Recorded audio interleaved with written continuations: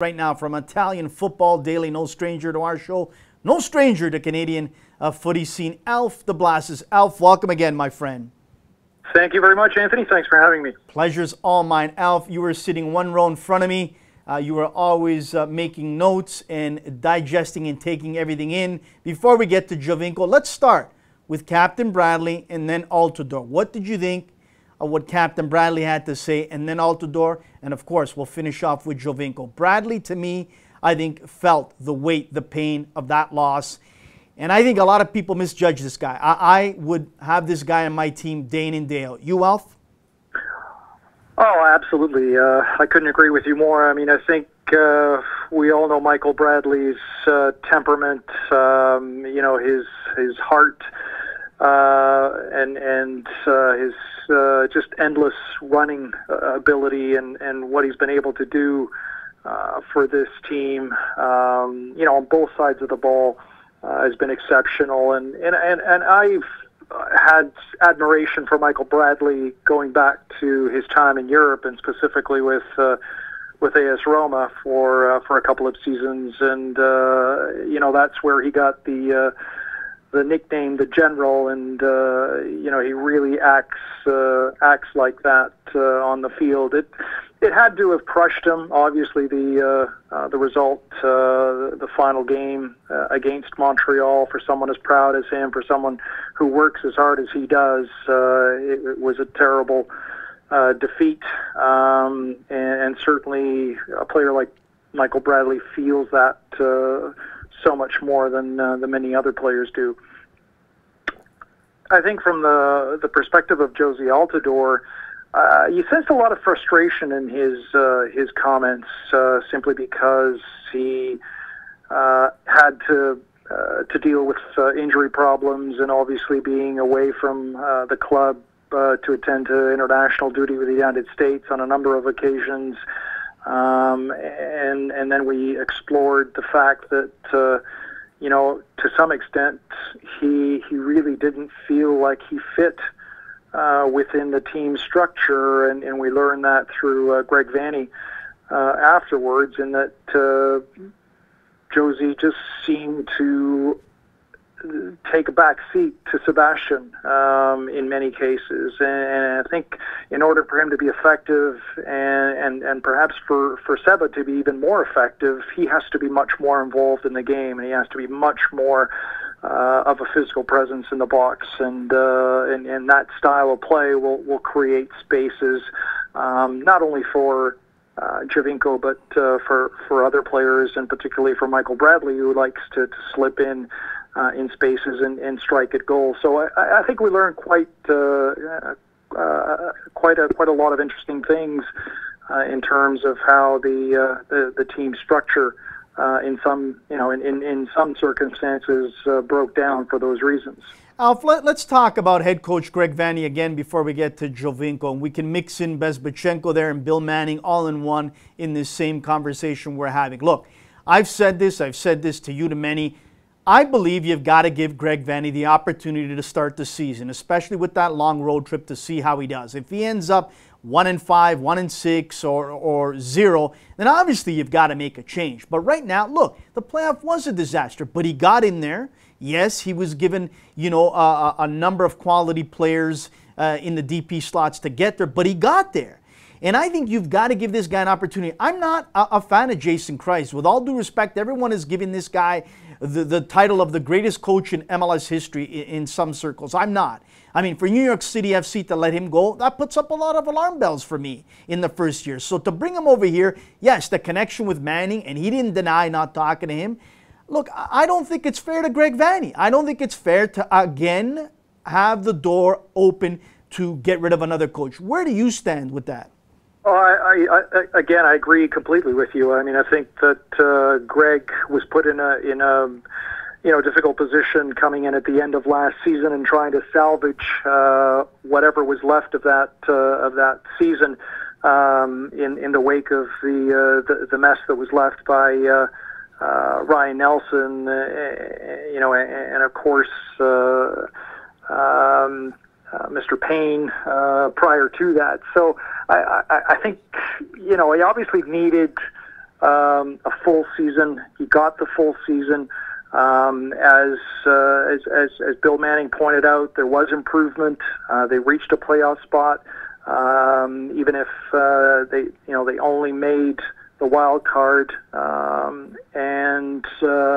But there were obviously improvements across the board in terms of number of wins, in terms of goals for, and just the fact that the team at least played a style or a system that allowed them to succeed more often than not. Obviously he needs another year, and Bill Manning pointed this out in his remarks, and I don't want to sort of anticipate our discussion on Manning, but he did say that Jason Kreis was looked upon in a very similar fashion at Real Salt Lake, and after a couple of seasons they went on to win a championship. As he said, after a couple of losing seasons or 500 seasons. They stayed the course with Jason Kreis and went on to win a championship. So I think you really have to give Greg, a second opportunity, another full season, or at least an opportunity to get over that hump. Because again, they're going to be facing a monumental task of 8 straight road games next season. So at least give him that amount of time and another 8 to 10 games to determine where the team is at. And if it's really getting away from him, then you make a move. But I can't see that happening just with the quality of players in the squad right now. And obviously we know the shortcomings are on defense, and everybody was quite upfront and forward about that being the number one priority in the off season, is to improve the defensive structure of the side. But I think from an overall talent standpoint and quality standpoint, we know the pieces are there for them to succeed. Alf, just before we close it out, obviously we've got to get to Giovinco in the last 3-4 minutes of the program. I mean, you could cut the tension with a knife when I asked those 2 questions in Italian. I don't know if it was me or just me asking it, but he felt more comfortable.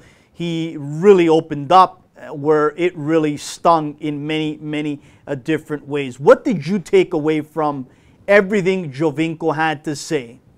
No, I think he was being quite honest, throughout the conversation that we had with him, and I think certainly with the questions that you directed at him, he was quite upfront with his responses, and I think the common theme with everybody was the breakdowns, the defensive breakdowns that the team continued to endure through the course of the season, and Seba understands better than anyone what a poor defensive record can do to a team. So I mean, I think he was quite upfront about the fact that that has to be addressed.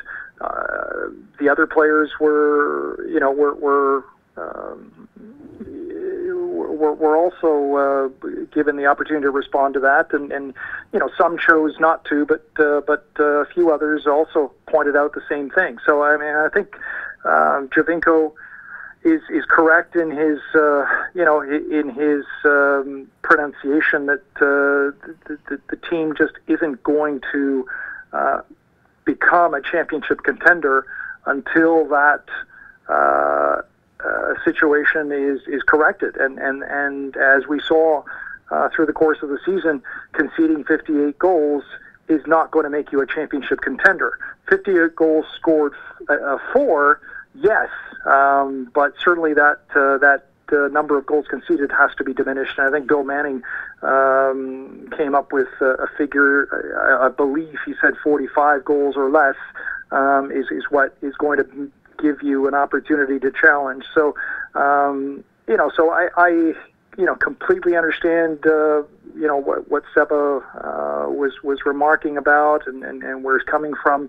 with his statements, and Alf, I believe this. Surprised. I believe this, Alf. Before we close it out, I heard it. You heard it yesterday that he said it, Giovinco, that I'm not one to tell management or coaches who they need to bring in and how they need to change things. But I believe there's people behind the scenes that are obviously will be speaking or will be getting into the ears of management and coaches and saying, listen, you need to get these types of players here to work with Giovinco, whether it's up front, obviously in the back, in the midfield. We haven't even touched upon goalkeeper. I believe they have to make him happy, whether that's bringing over a player. Here, I'll throw out a name. I'm just throwing it out. But a guy like Chiellini, who's getting up there, and who's a guy that would absolutely revel in playing here in MLS, maybe a Bonucci, those type of guys, maybe a Barzagli.